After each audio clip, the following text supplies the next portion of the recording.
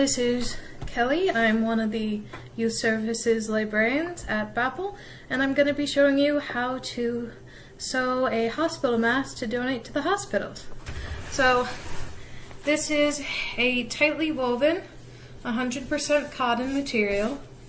I've already put it through the washer and the dryer on the hot setting so that it's shrunk ahead of time, because you don't want it to pre-shrink when they get the mask and then once again wash them to disinfect them. So we're just gonna iron it so that the cotton is nice and even for when we cut the pattern.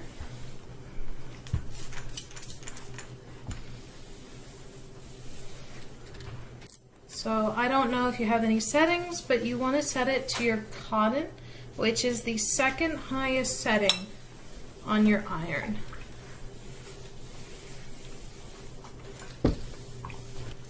So the general pattern for these is you want it to be 6 by 9 with 2 pieces of fabric.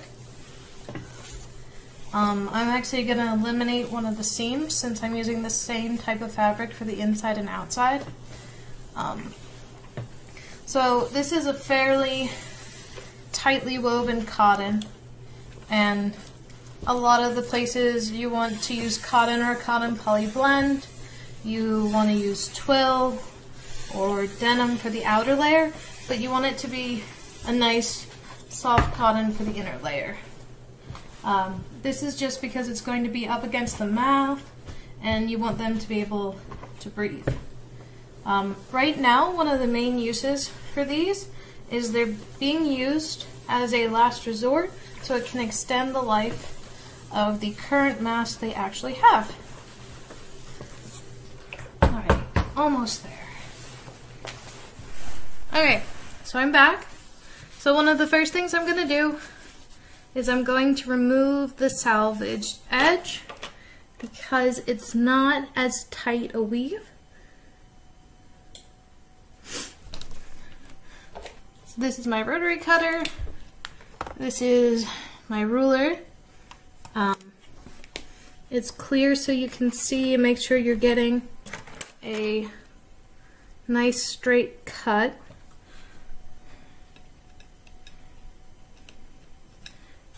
You can also go ahead and you can print out a pattern that's 6 by 9 inches and use that to trace it, and then cut out 2 pieces of the fabric you're using.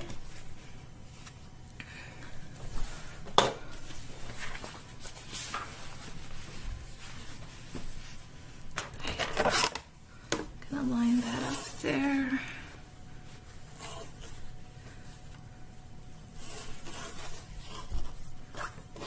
Line this up.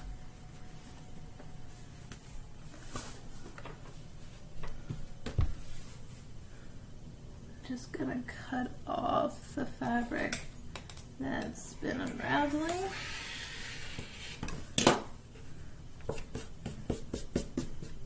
Okay, so I'm gonna line this up with the edge of my mat because it's a ruled mat. Let's see, 18 inches I want. Right, and then this is marking wax. It comes out when you use steam on it. It just melts and disappears. You can use a pencil, a pen, chalk, just about anything. It's just if you do mark it, you want to make sure you don't see that later. So then I'm going to mark out 6 inches. Because we're going to want to fold this on the long part. So then that's 9 is 18. Okay. Folding it this way. 9 is the long and then the 6 at the side, so I want 12. Okay, so I'm going to mark out 9 inches here. Make sure it's up against the corner. 9 inches. There There we go. Made my mark. Right. Like that. Okay. And then 12 inches up. So this is 18 inches.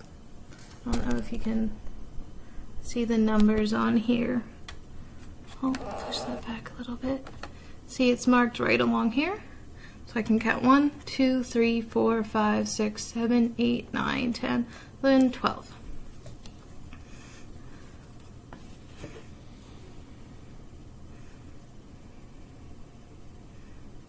Okay.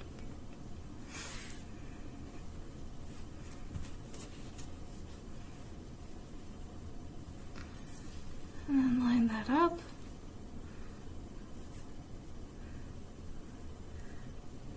And then I'm going to draw a line right at this. And it's going to go all the way over to 9 inches. And then I can go up, find my other mark.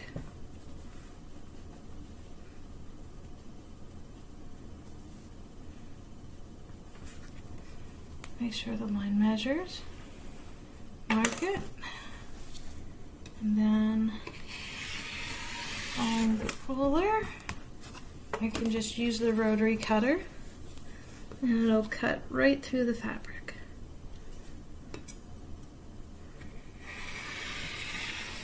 If you didn't have a rotary cutter, then you can just use scissors, and after you've made your marks like I did, you can just cut it out. Either is fine. Alright, so that's done. It's over here for now. Alright, so this is what it looks like. Nothing fancy. And then I'm going to fold it in half. So it's really hard to see, but this is the wrong side, and then this is the right side. There's a slight difference here. It's hard to see it on camera, but you want to make sure that you have the two right sides facing each other for when you go to sew this. Just gonna iron this again. A nice good crease. Alright, and I'm back. I've set up the machine. There's just one more thing you need to do before we're all set, is you want to measure out your elastic. So I'm using a 1/8 braided elastic that I happen to have in the house. You can also use corded elastic for it as well. One of the problems right now is it's kind of hard to get a hold of elastic in stores, as everyone's trying to make their own masks, but that's okay. You can also make ties out of cloth, or you can also help out by donating fabric. There's different organizations. If you just go on the web, and I will post the link for it, you'll be able to get that done. Okay. So I'm just gonna go ahead and cut my two pieces.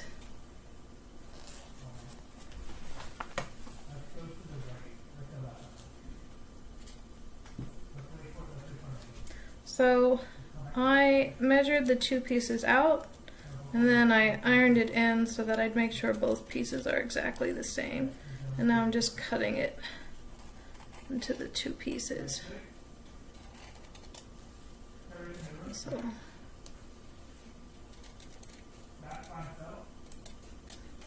there we go. Alright, so my machine set up.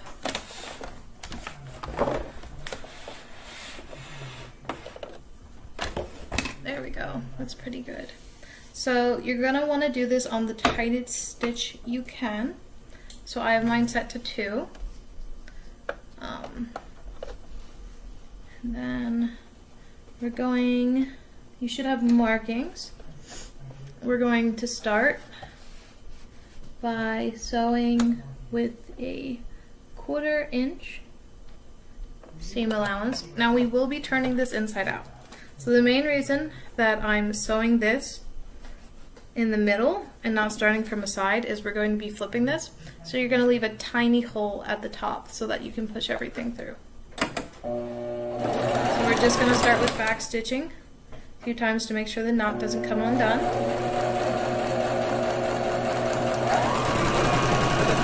Just going to feed this through.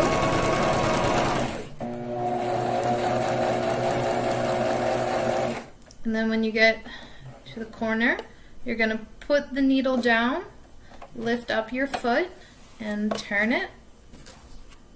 And then we're also going to put our elastic in. So we're just going to slip in. So you just have the elastic sticking out just a little bit. You can see that. See how it's sticking out a little bit? Okay. Then we're going to put the foot back down. And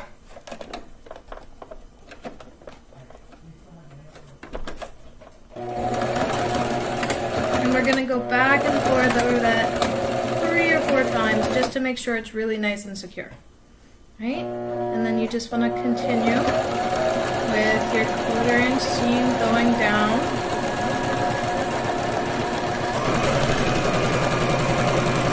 Now as we're getting close to the corner, you want to go in, find the other end of your elastic, and you're going to put it to the corner like you did the last one, a little bit sticking out. And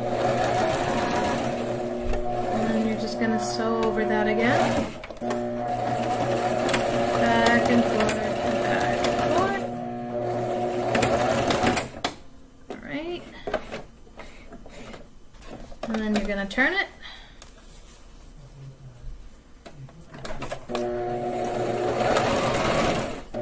And we're going to sew all the way to the other side this time.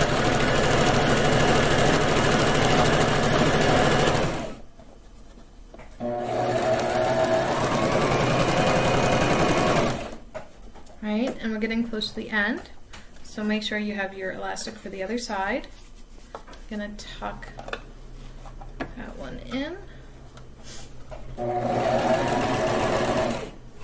Turn the corner. Make sure a little bit is sticking out. Make sure it's pushed all the way up. Now one of the main reasons I'm using the braided, even though I do have more elastic, that's the cord elastic, is with the cord elastic you need to put a knot in so that the knot will be sticking out and you sew it over. That's to better secure it because it's a little harder to keep that sewn securely. Right?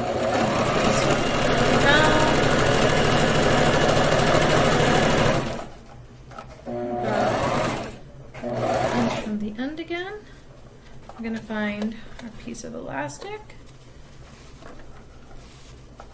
Do what we did to the other side. So it's just going to be sticking out.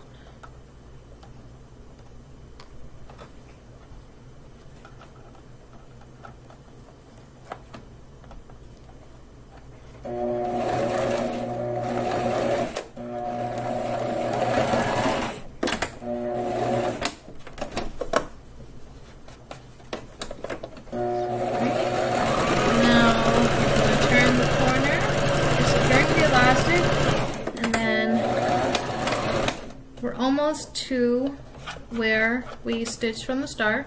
You want to leave like 3/4 of an inch of a space, and you're just going to back stitch again. Lift up your needle, pull the thread, and snip it. Right, so this is what it'll look like, and then you just want to cut off the extra thread. Alright, so then the next thing you're going to do is you want to turn this inside out.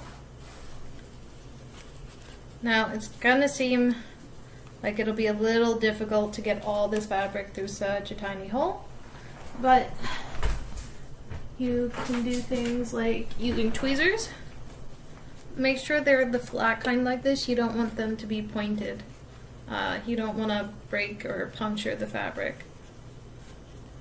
And that can help get you started. Then you can pull it through.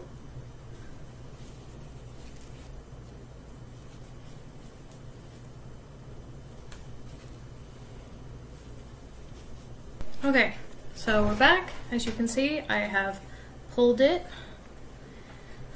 inside out. I also ironed it flat. You really want to pull on the elastic to make sure you have the corners pulled out as much as possible. Okay, so I found our pins.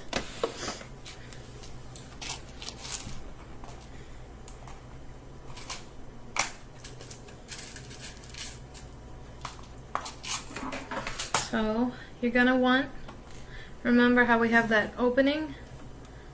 If you can see the opening still there, you're going to want to pin it to make sure it stays together when you sew it.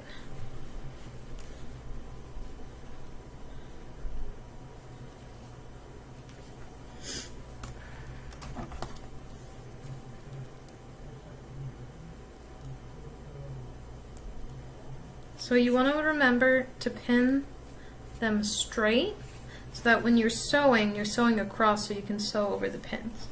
And next, while we're at it, we're going to put in 3 pleats.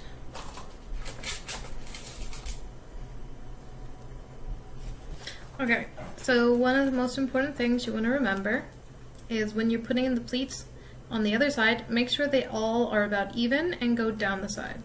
So this is what it looks like before we start to get sewing. So we're going to sew a 1/4 inch really close to the outside and then put a 1/2 inch on the inside. So always remember to back stitch it.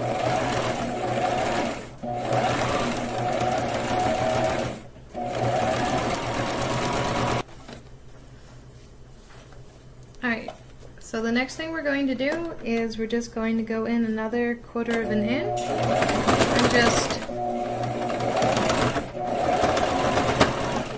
sew that all the way around, just to create a line of double stitching.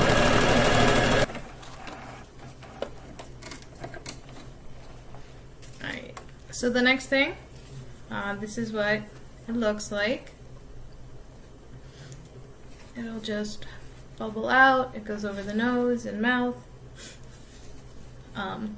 You just want to cut off all your excess threads. Alright, so all the threads are stitched. This is our finished product.